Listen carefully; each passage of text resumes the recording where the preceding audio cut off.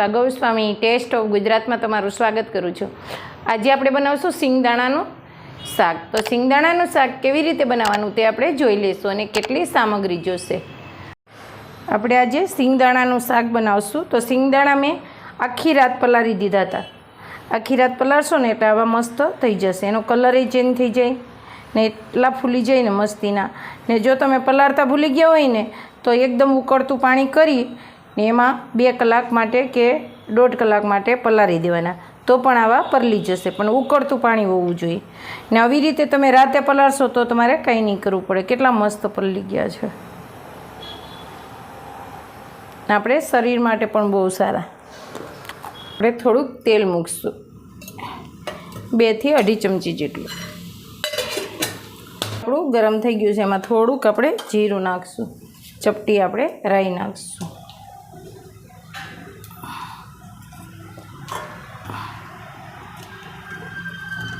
બે મરચાંને આપણે ટુકડા કરીને લીધા છે,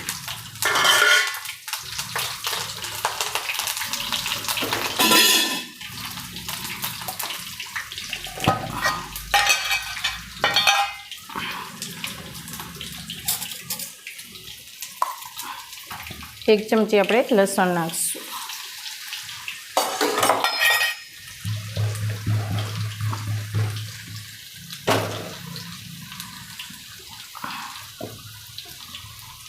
એક બાઉલ કાંદા નાખશું, થોડા કટ કરેલા, એક નાનો બાઉલ,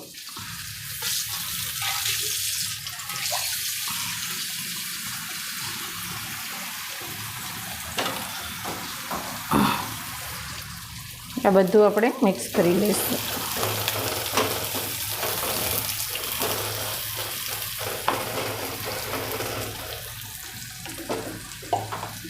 અને થોડુંક જ સાતળવાનું, એકદમ ઓલા પોચા પડી જાય ને એવા નહીં કરવાના, ક્રિસ્પી જ રાખવાના છે। હવે એમાં સિંગદાણા નાખી દઈશું,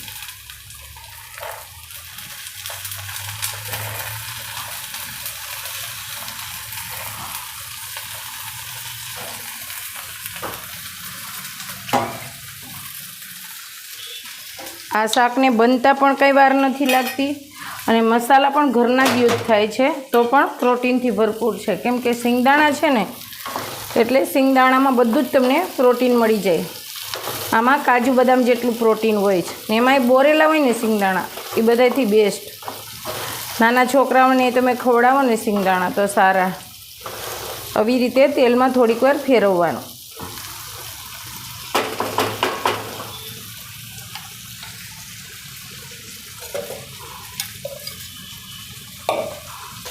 ને એને પણ અધકચરા જ ચડાવવાના છે, બોરેલા છે એટલે આપણા પોચા પડી ગયા હોય। આપણે મસાલા કરશું, આપણે અડધી ચમચી એમાં હળદર લઈશું, 1 ચમચી ધાણા જીરું પાવડર, અડધી ચમચી ગરમ મસાલો, ટેસ્ટ મુજબ મીઠું, 1 ચમચી લાલ મરચાંની ચટણી, ચટણીને પહેલાં આવી રીતે મિક્સ કરી દેવાની અંદર, કેમ કે લાલ મરચાંની ચટણી ખાંડેલી હોય ને એટલે।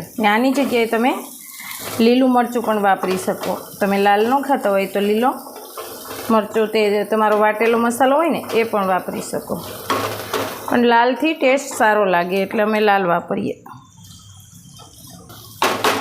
હવે 1 ચમચી જેટલું જ ખાલી પાણી નાખવાનું, મસાલો આપણે નાખ્યો ને ચડે એટલો, બસ એટલું જ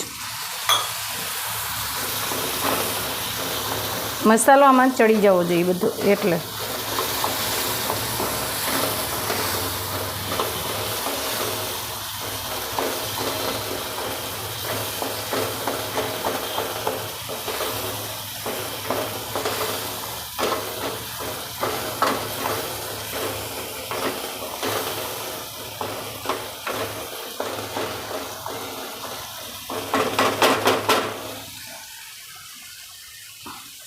અડધી ચમચી લીંબુનો રસ નાખશું, છેલ્લે નાખવાનો।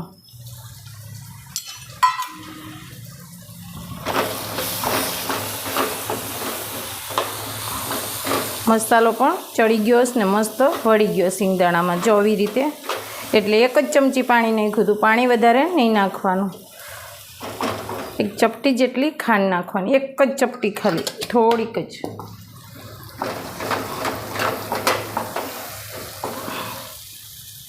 હવે એમાં આપણે થોડીક સેવ નાખવાની.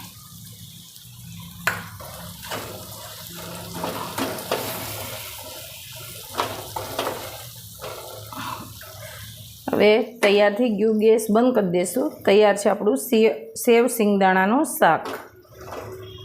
રસાવાળું તમારે કરવું હોય રોટલી સાથે ખાવા માટે તો 1 ગ્લાસ પાણી નાખી દેવાનું આમાં, તો રસાવાળું થઈ જાય.